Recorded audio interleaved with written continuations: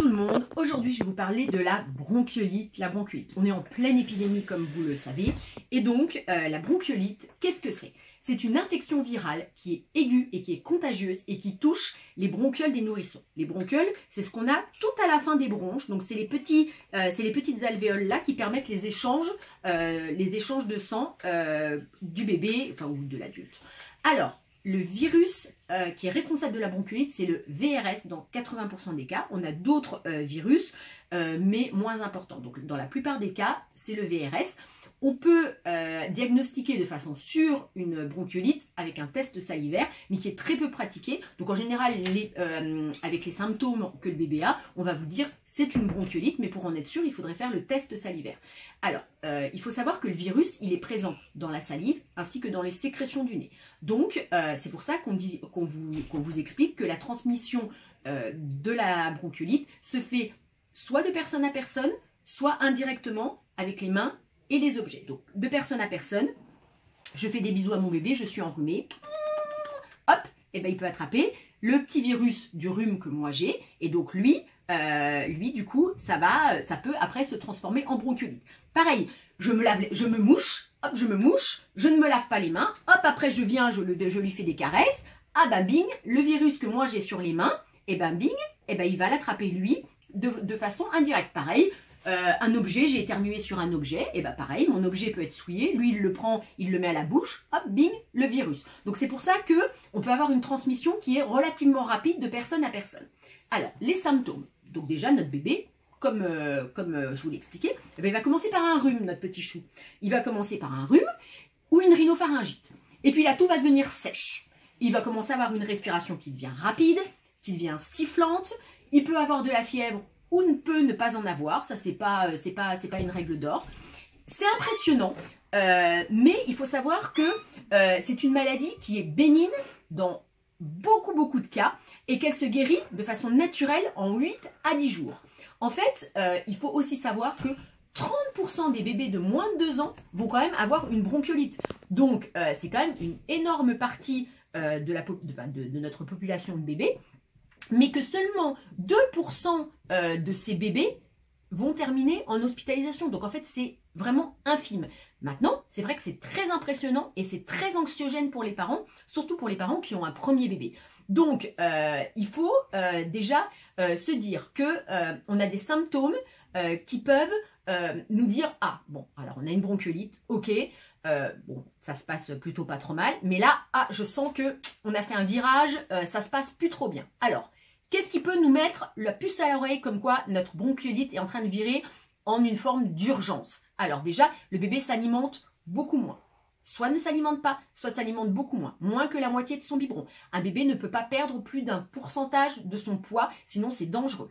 Ensuite, il fait des pauses respiratoires. Quand vous voyez qu'il respire, il s'arrête de respirer, il respire mal, il a des difficultés à respirer. Sa fréquence respiratoire aussi. Vous voyez qu'il respire à plus de 60 fois par minute. Ça, c'est signe qu'il commence à être gêné de façon respiratoire. Il peut être cyanosé aussi. Cyanosé, ça veut dire qu'il devient un peu bleuté, il a les lèvres bleutées, on voit qu'il ne respire pas trop bien. Ensuite, on a également comme symptôme la fréquence cardiaque qui est élevée. Tu te dis, oh là là, le pouls, il est vraiment boum, boum, boum, boum, boum, boum. Il faut savoir qu'un bébé, il va battre entre 130, 140. Voilà, s'il est à 180 au repos, ça devient suspect.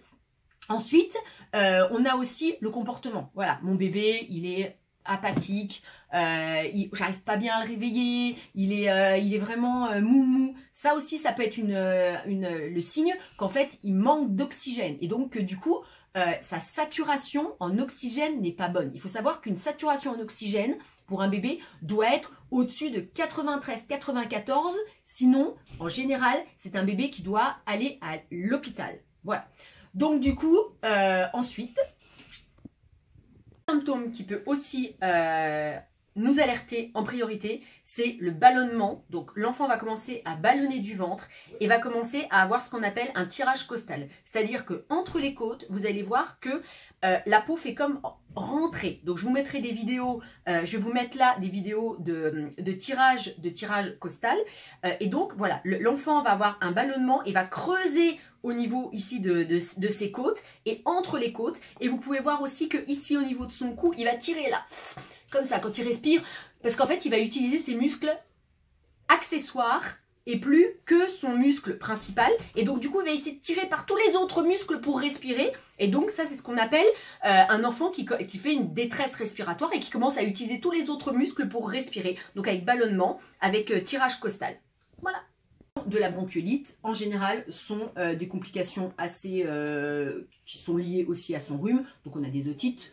On a des surinfections bronchiques, on a aussi des conjonctivites. Voilà, la surinfection bronchique étant bien entendu notre principal problème. Alors là, on commence à s'en douter quand on a une fièvre importante. Donc là, une radio pulmonaire peut être prescrite pour être sûr qu'on fait une surinfection bronchique. Alors, les traitements. Le drainage rhinopharyngé, c'est-à-dire le lavage de nez. Je vais vous mettre la vidéo juste après du lavage de nez. Donc ça, c'est ultra important. Ainsi que le nettoyage de l'arrière-nez, c'est-à-dire rétrograde, le nez, sinus et arrière-gorge, c'est-à-dire le... Voilà, ce mouvement. Donc on va désencombrer le bébé, tout ce qui est ici et tout ce qui est ici. Voilà, donc ça, c'est super important.